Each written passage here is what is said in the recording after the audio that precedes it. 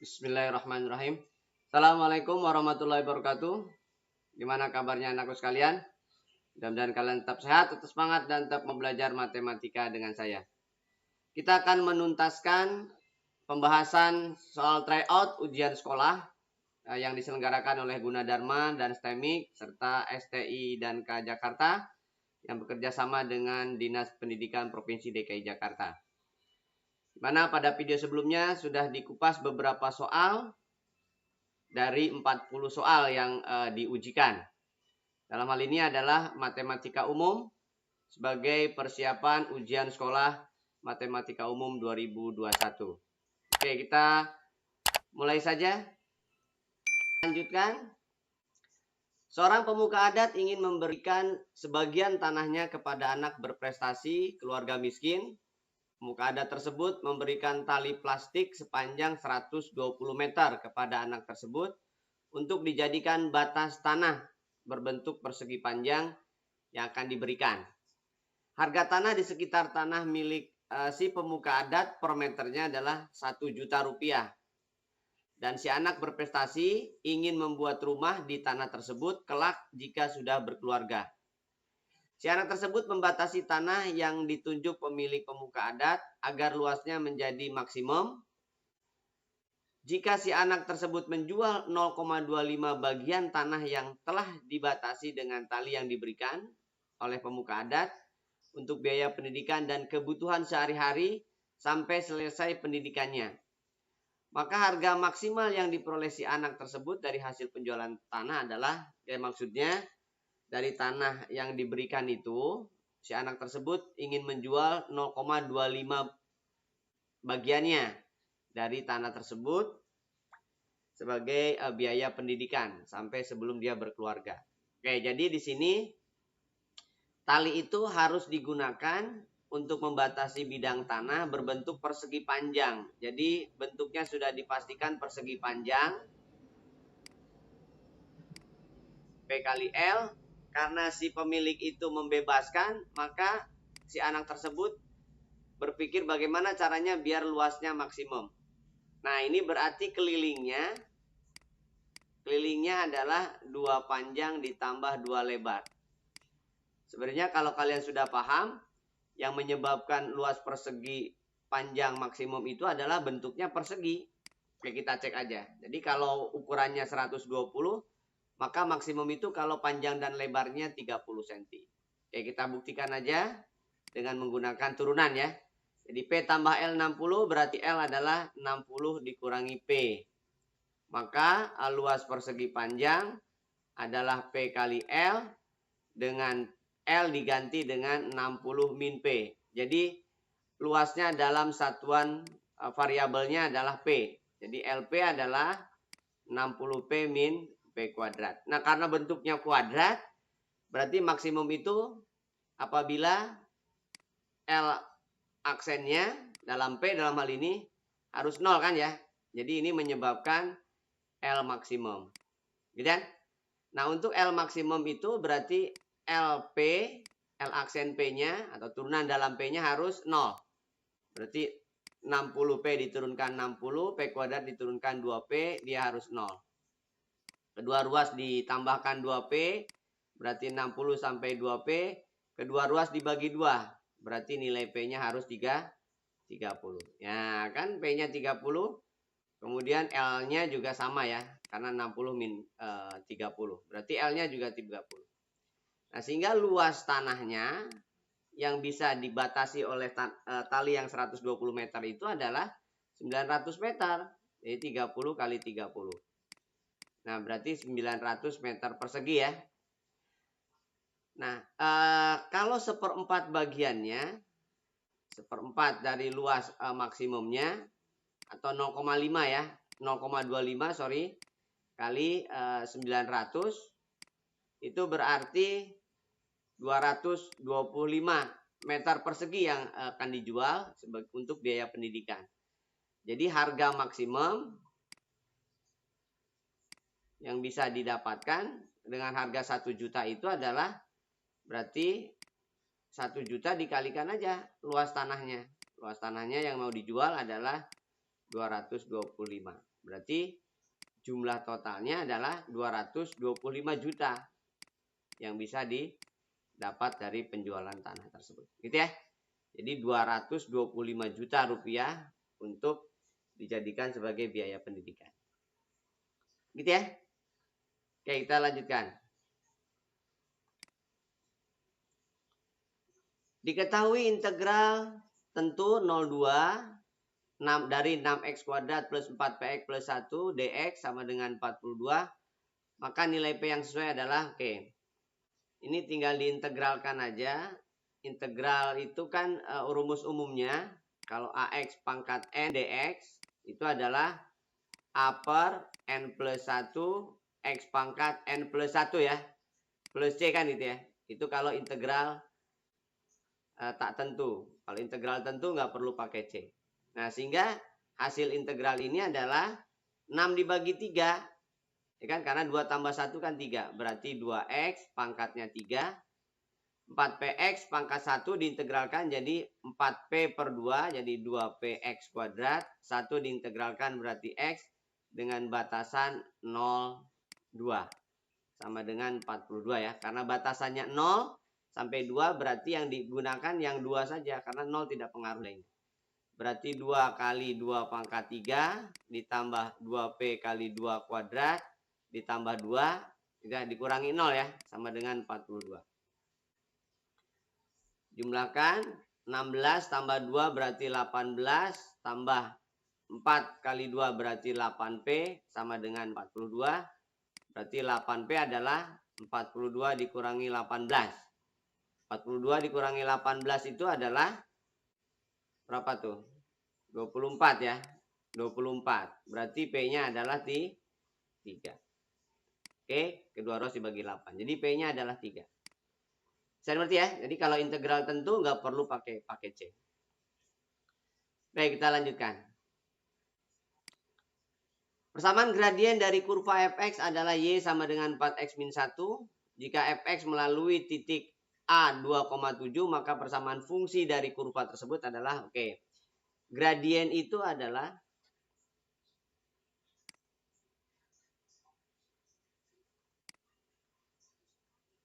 kita lanjutkan. Persamaan gradien dari kurva fx adalah y sama dengan 4x min 1. Jika fx melalui titik A 2,7, maka persamaan fungsi dari kurva tersebut adalah, oke, gradien itu adalah y aksen ya.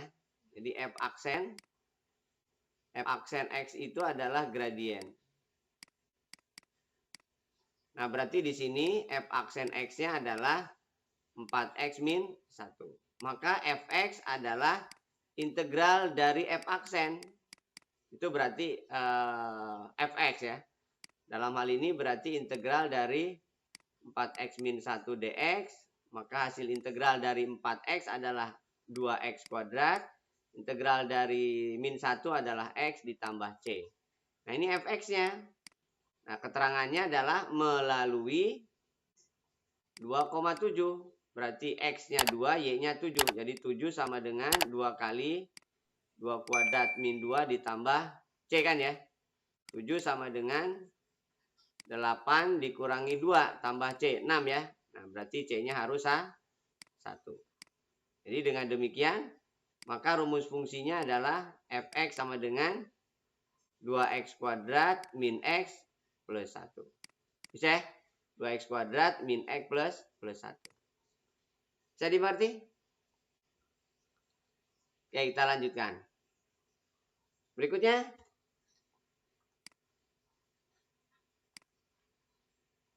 Sebuah kandang burung yang tidak terpakai berbentuk balok dengan alas persegi yang memiliki ukuran rangka bagian alas 40 cm dan rangka tegaknya 60 cm.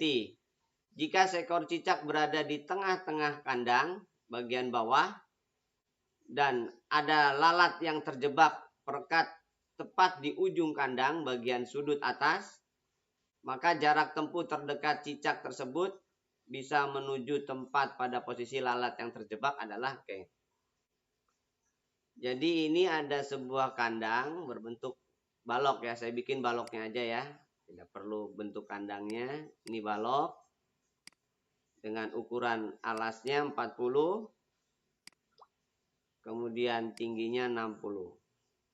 Oke, ini ilustrasi saja untuk mendapatkan gambaran posisinya ya.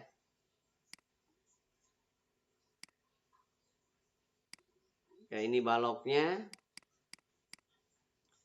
Misalkan ini A, B, C, D, E, F, G, H. Misalkan ini cicaknya di sini. Cicaknya ada di tengah, berarti ini posisinya, posisi cicak ya. Posisi itunya bebas sebenarnya. Bisa di G, bisa di F, bisa di H kan. Sambal misalkan di G. Ini posisi lalat. Ini cicak. Oke. Maka cicak itu nggak mungkin terbang kan.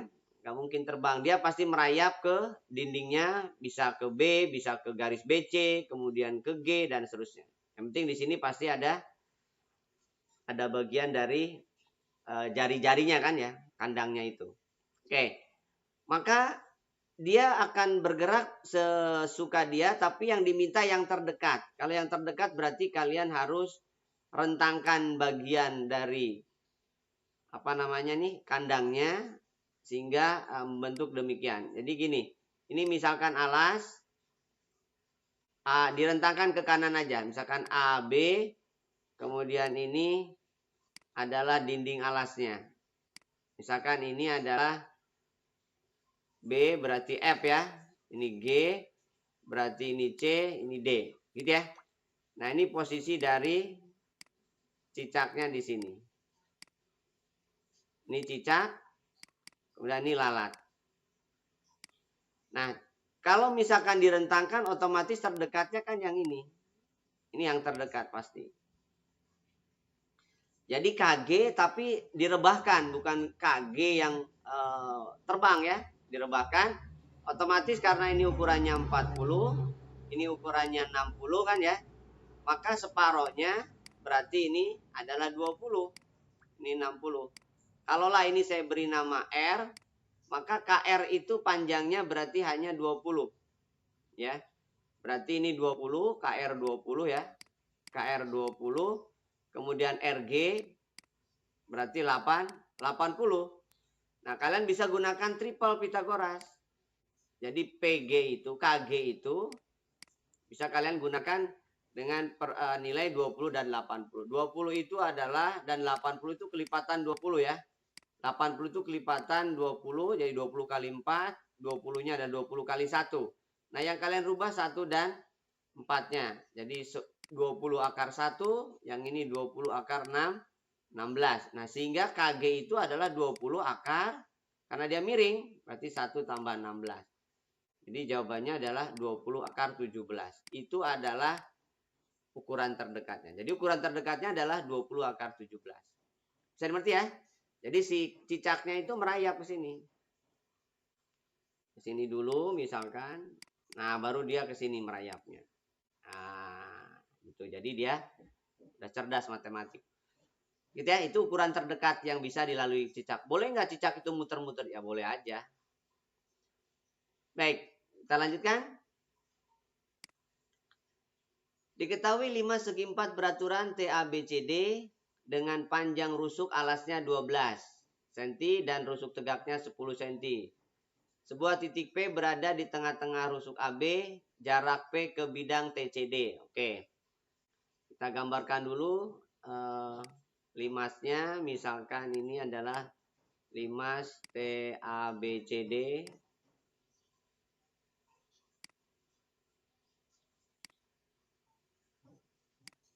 Oke, ini ilustrasi aja biar ada gambaran.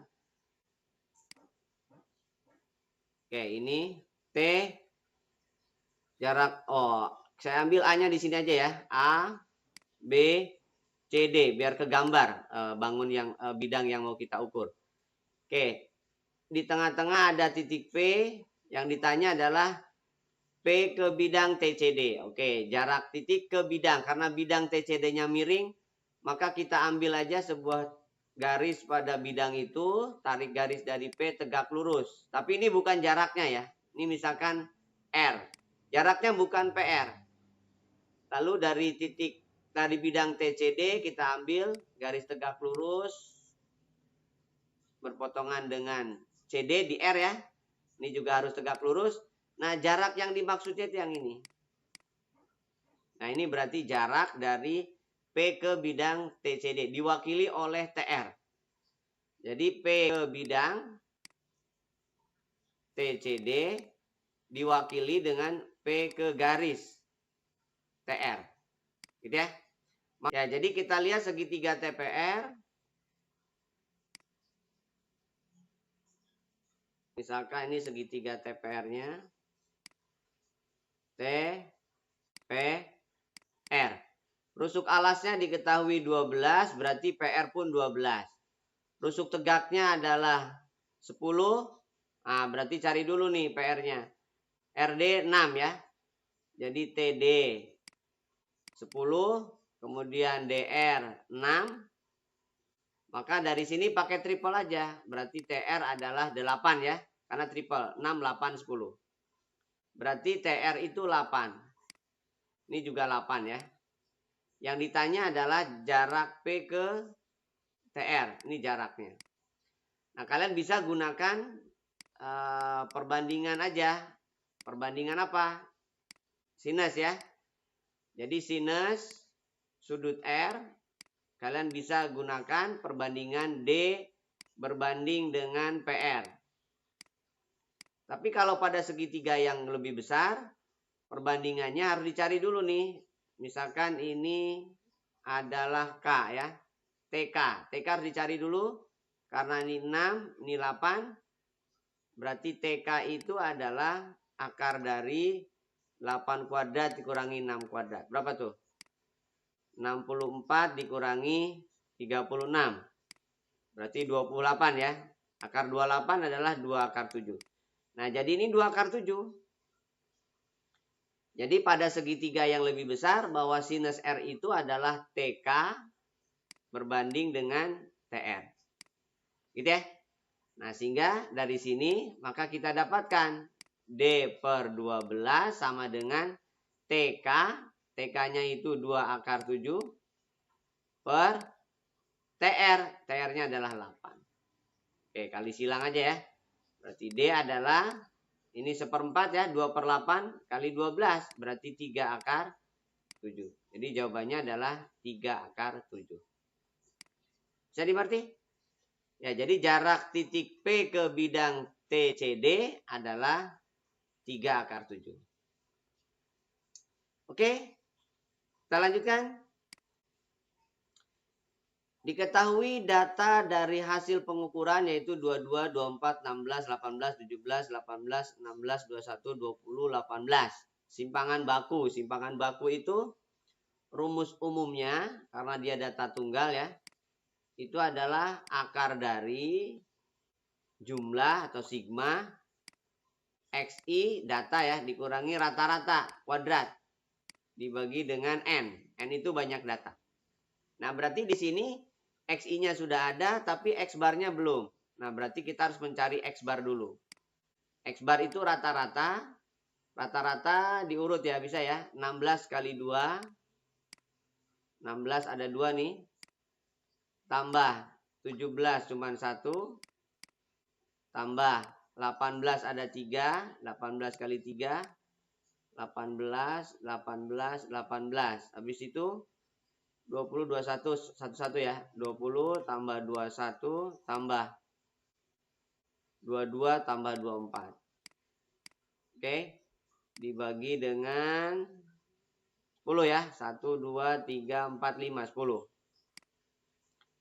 Berarti 32 ditambah 17 ditambah 54 ditambah langsung aja nih. 20-nya ada 4, 80. Belakangnya 7 ya. 87 dibagi dengan 10 ya.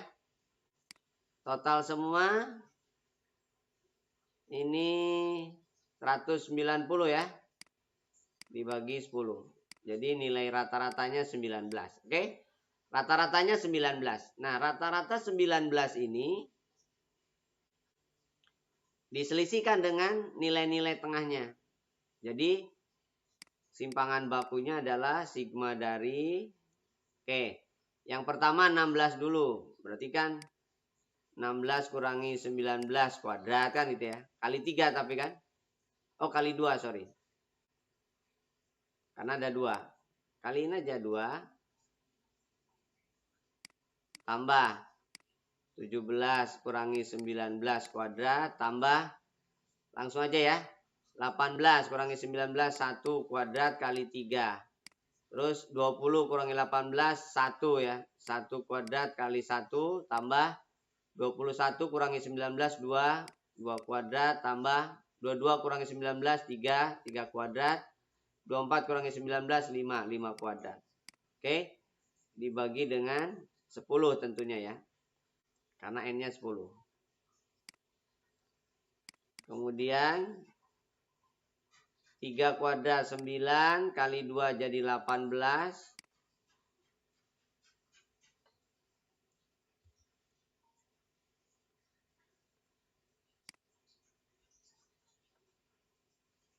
18. Kemudian 2 ya jadi 4. 3. 1, 4, 9, 25 ya. Per 10. Oke, dijumlahkan 22, 25, 26, 30, 30 tambah 34 berarti 64 ya. Bagi 10 berarti akar 6,4. Jadi simpangan bakunya adalah akar 6,4. Gitu ya. Bisa dimengerti? Oke, kita lanjutkan. Diketahui 20 siswa mengikuti suatu ujian. Jika ada 2 skor maksimum tidak diperhitungkan, rata-rata nilai mereka adalah 76. Jika ada 2 skor minimum tidak diperhitungkan, rata-rata nilai mereka adalah 78. Jangkauan nilai ujian 20 siswa tersebut adalah jangkauan itu nilai selisih nilai maksimum minimum ya. Jadi jangkauan itu adalah X max dikurangi X min. Nah, di sini 76 itu berarti kan untuk 18 orang. Ya, jadi 18 orang kali 76 ditambah dengan 2 skor nilai maksimumnya dong ya. X max itu harus sama saja dengan 18 kali 78 ditambah 2 skor minimumnya. Ya, ini harus sama karena tidak dilibatkan rata-ratanya berubah-berubah.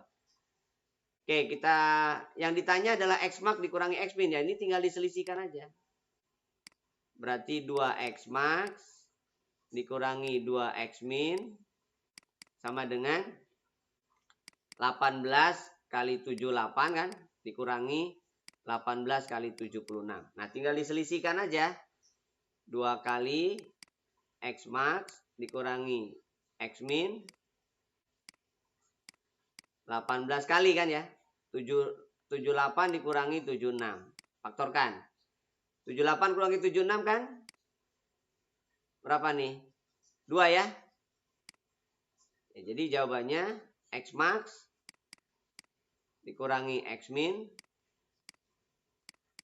adalah 18.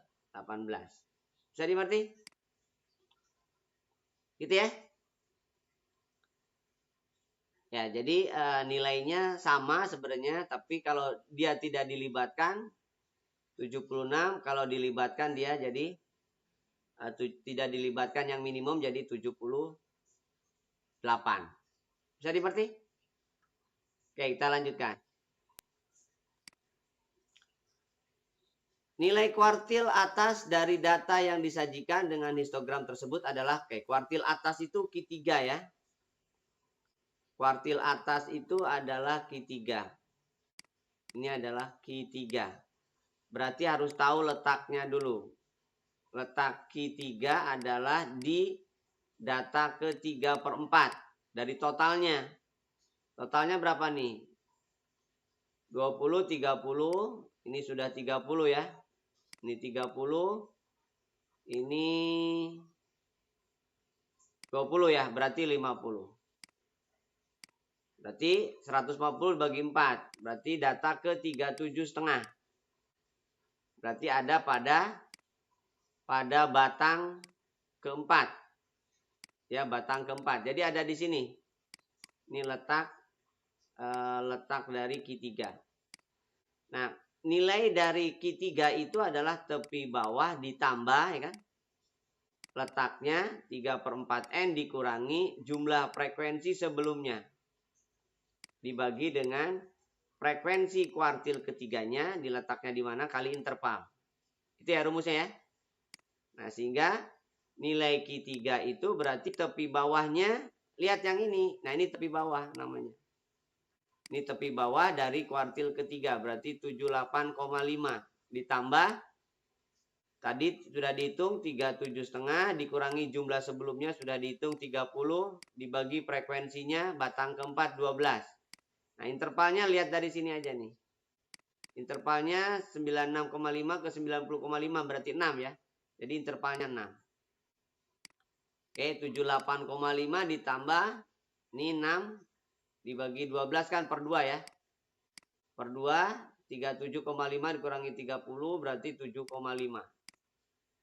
Maka ini adalah 78,5 ditambah 3,5 tambah 25 ya, 375 ya. Jadi 3,75. Jadi 82,25. Jadi nilai kuartilnya adalah 82,25. Kuartil atasnya maksudnya. Bisa dimengerti? Oke, kita lanjutkan. Perhatikan tabel berikut. Rata-rata dari data berat badan yang disajikan dengan tabel tersebut adalah 55,76 kg. Nilai X dari tabel tersebut adalah, oke. Kalau curangnya ini, lihat dari intervalnya kan 4 nih. 5 ya, intervalnya 5. Berarti ini kemungkinan kelipatan 10 atau kelipatan 5. Jumlahkan aja ini. 17 ditambah X kan ya. Kemudian ini 11 ya. Itu sama dengan 28 ditambah X. Nah, ini kemungkinan kelipatan 10 atau 5. Kalau dilihat dari nilainya, ya kisaran itulah. Berarti X-nya bisa 12, bisa yang lain kan. Kalau misalkan 40 kan berarti X-nya 12 kan ya. Kalau ingin jumlahnya 40. Kalau 45 ya berarti 17. Oh, berarti ini ada 45 bisa 17 ya. Tapi kemungkinan 12 kayak kita cek. Lihat nilainya kan di sini ya. Berarti kalau misalkan itu pakai coding aja. Dengan cara coding untuk menghitungnya. Jadi upayakan coding itu kan hanya mengambil nilai-nilai frekuensinya dan nilai kodenya. Jadi 278X, kemudian 632. Codingnya kita gunakan kode nolnya di X aja. Ke atas kurangi 1 kurangi 1. Ke bawah tambah 1 tambah 1. Lalu kita cari FI kali mu I kan ya. Berarti min 6. Kemudian min 14. Kemudian min 8, 0, 6, 6, 6. Jumlahkan. Min 6 tambah 6 habis. 22, min 22 ya. 12 berarti min 10. Nah, rata-ratanya adalah rataan sementara kalau pakai coding. Ditambah sigma dari FI mu I dibagi dengan sigma FI dikalikan C, jangan lupa. Apa itu X bar S? X bar S adalah nilai tengah yang diberi kode 0. Ini X bar S. Nilai tengahnya berarti 57 ya. Karena dijumlah dibagi 2. Jadi nilai tengahnya adalah 57. Sigma FI mu I-nya min 10. Frekuensinya tadi ada 28 plus X. Intervalnya adalah 5. Rata-ratanya 55,75. Pindah posisi ya. 55,75 kurangi 75 itu berarti minus 1,25. Ini berarti min 50. dibagi dengan 28 tambah X. Nah, berarti pindah posisi aja. 28 tambah X adalah min 50 dibagi min 1,25. 1,25 itu kan 5/4 ya. Berarti 50 kali 4/5 ya. Coret 10. Berarti 28 tambah X-nya kan 40. Benar kan ya tebakannya? Jadi X-nya adalah 12. Oke.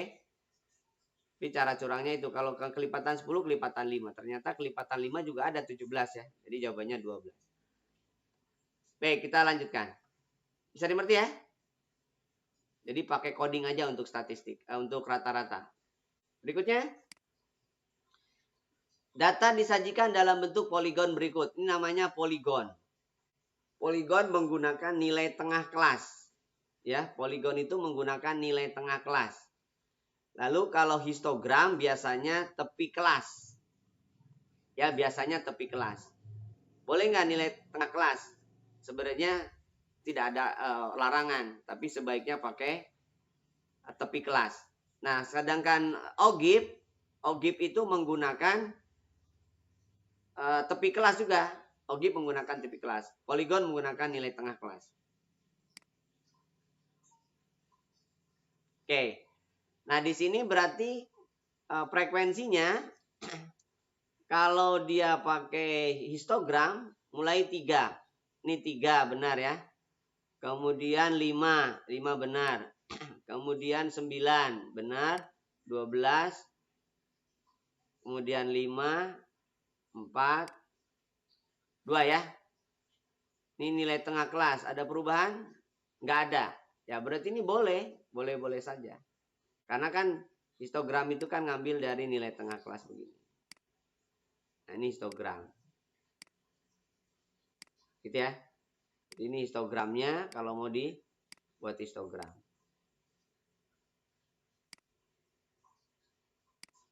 Gitu ya. Nah berarti benar ini. Oke kita cek yang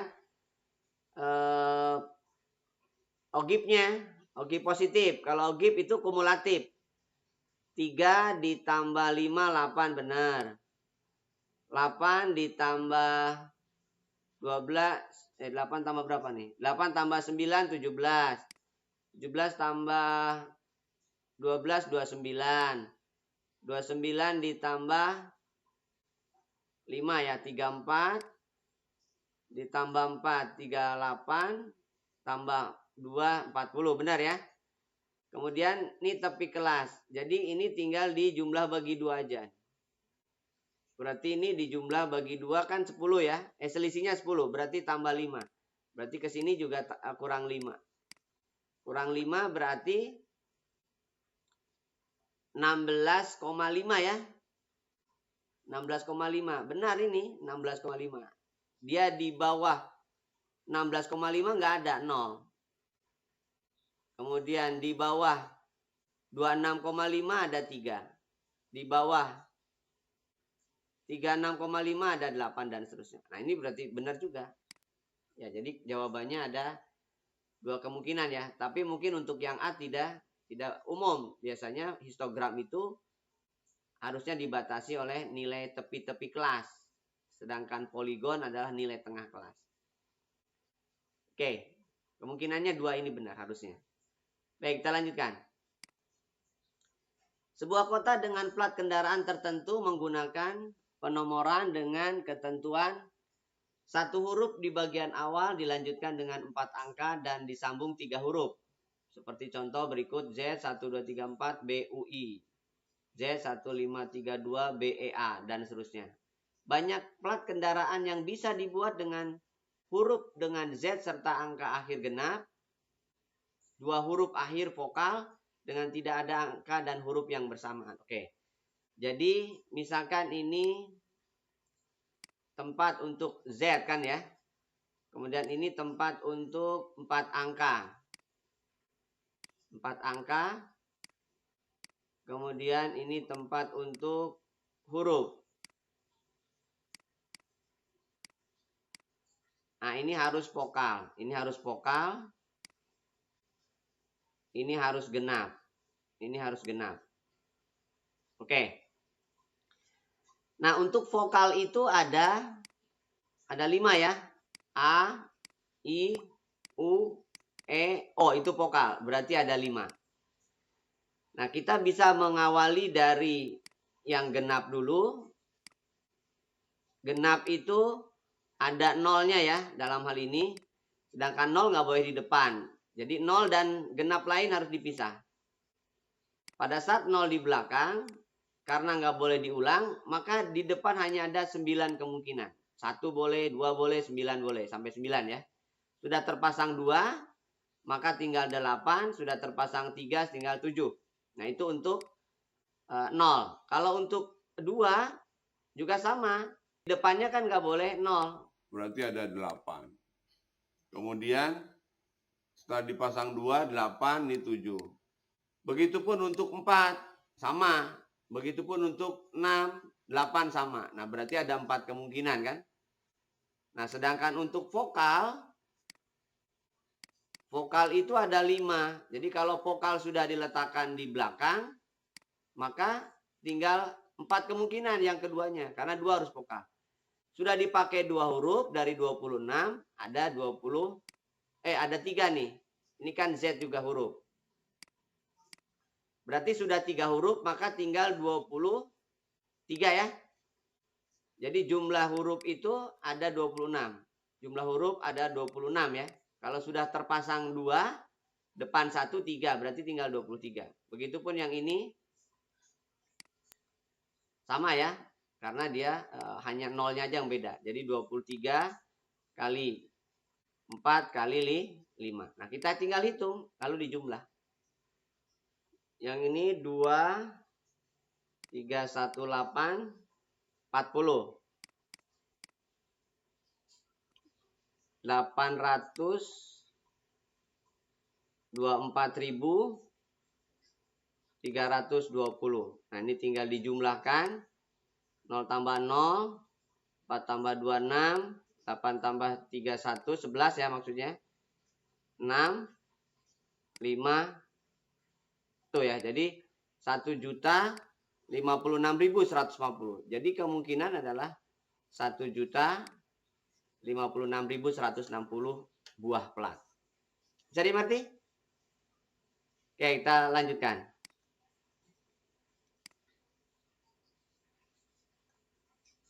Berikutnya, Pak Arman akan mudik dari tempat tinggal ke tempat kelahirannya mengikuti rute jalan seperti pada gambar berikut. Tempat kelahiran Pak Arman yaitu kota R, oke, dan kota tempat tinggalnya ada di kota P. Jika Pak Arman mengendarai mobil dan mengikuti jalan yang tersedia, mulai dari kota P ke kota R, kemudian kembali lagi ke tempat tinggalnya dengan tidak mengikuti jalan yang sama, seperti saat berangkat, maka banyak kemungkinan rute jalan yang bisa dilalui Pak Arman adalah oke. Berarti ada berangkat, ada pulang ya. Ini anggap rute 1, ini anggap rute 2. Nah, untuk 1, saat berangkat, itu berarti kan 3 kali 2 kali 3 ya, jalurnya ya. Ini berangkat. Ini mulai jalan lah ya.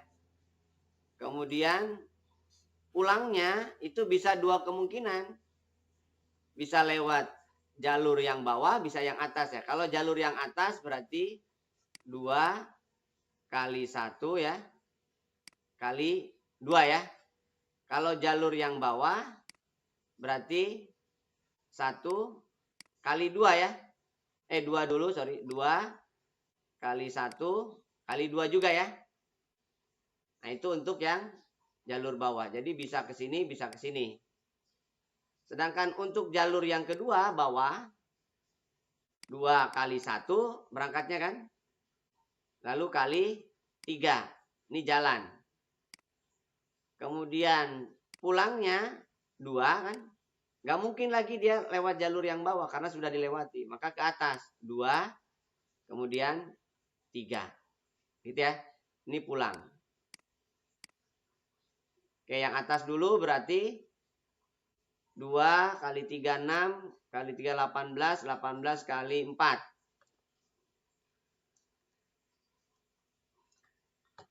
72 ya. 72. Begitupun yang bawah berarti 72. Ini 6 kali 12, 72 juga. Berarti total rutenya adalah 72 kali 3. Berarti 216 kemungkinan jalan yang bisa dilalui. Ya, jadi kalau setahun sekali udah meninggal, nggak kebagian tuh rute yang lain. Oke, bisa dimengerti? Oke, kita lanjutkan.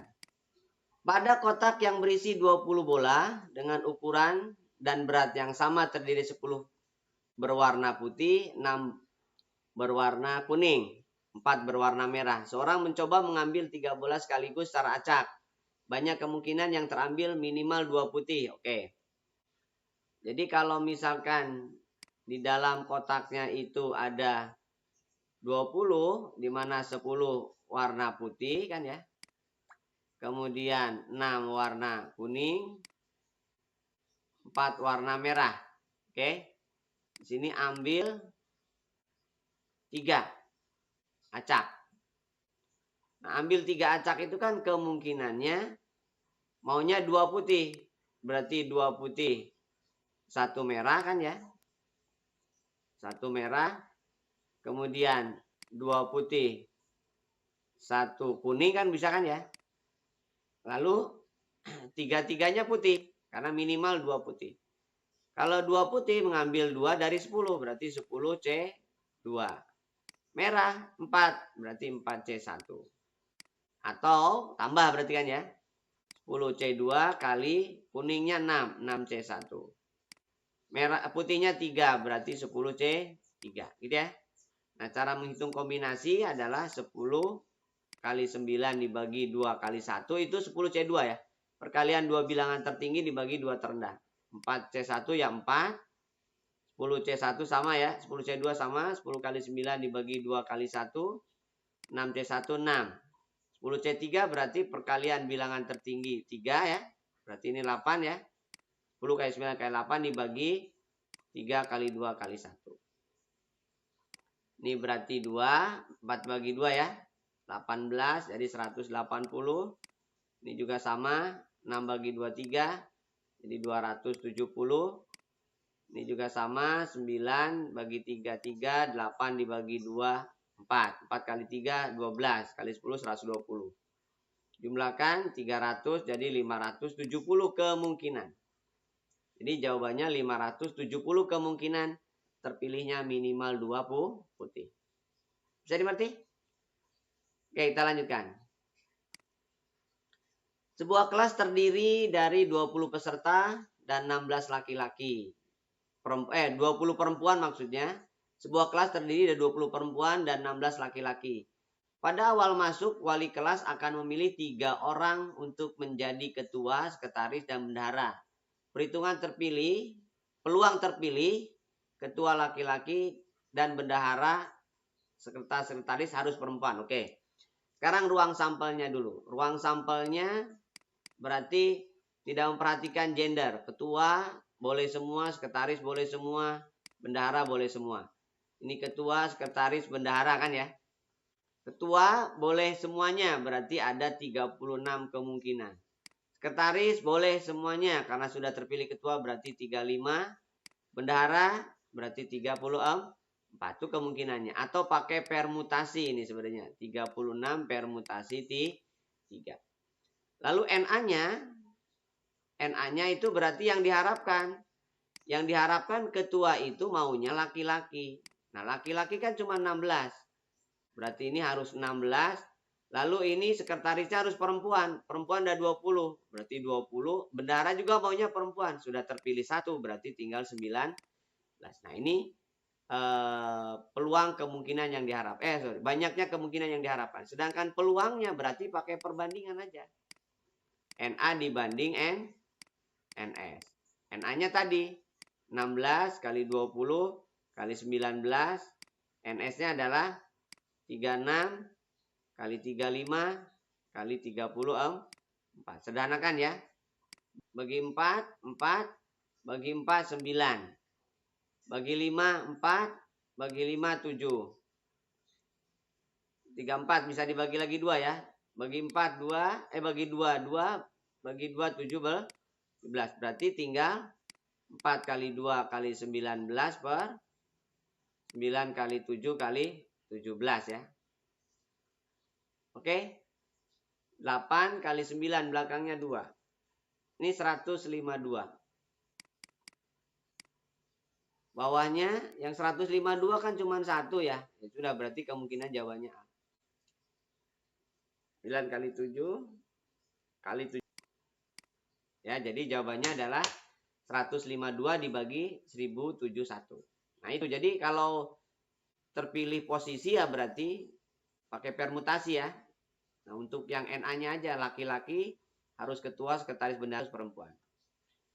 Oke, kita lanjutkan. Dalam sebuah kantong terdapat 10 telur di mana di dalamnya ada 2 telur busuk. Andi akan mengambil 3 telur secara acak dalam kantong tersebut. Maka peluang terambil 2 telur dalam kondisi baik adalah oke. Berarti ini kan ada 8 yang baik, 2 yang busuk ya. Kemudian diambil 3. Maka peluang terambil